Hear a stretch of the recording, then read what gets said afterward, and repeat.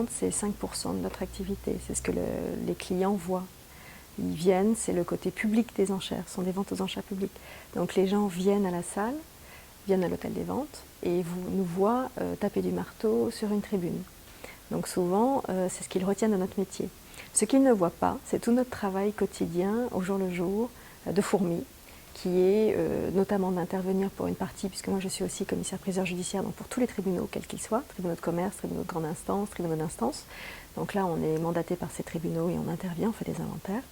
Et puis toute la partie volontaire, qui dépend de la SARL Roi, et là ce sont des inventaires chez des particuliers ou des gens qui viennent nous apporter des objets. Donc en l'occurrence, nous à Saint-Père-sur-Mer, c'est tous les vendredis matins, les gens viennent à l'étude et peuvent faire expertiser gratuitement leur objet. Et si l'estimation leur convient, si on a pu authentifier, identifier l'objet, on le vend.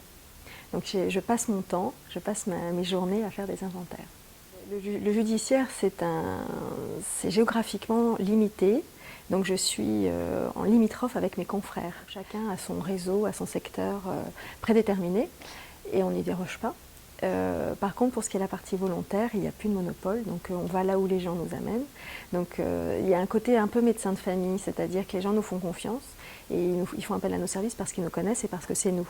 Donc du coup, on peut aller à l'autre bout de la France, l'étranger si besoin, mais surtout on peut aller dans les quatre coins du territoire pour inventorier et expertiser. C'est un travail qui demande beaucoup de temps. Il faut savoir que la vie privée souvent est mise de côté.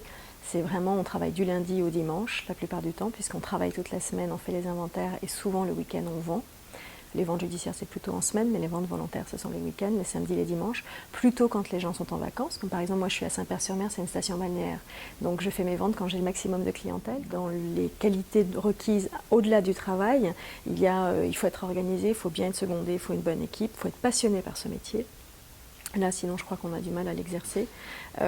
Après, c'est comme dans tous les autres métiers, c'est-à-dire il faut un minimum de bon sens, de jugeote, il faut se former, il faut aimer aller voir les expositions, aller chez les antiquaires. Enfin voilà, il y a toute une nébuleuse autour de ce métier. C'est pas simplement être au marteau. Alors aujourd'hui, officiellement, il faut 3 ans de droit et 3 ans d'histoire de l'art.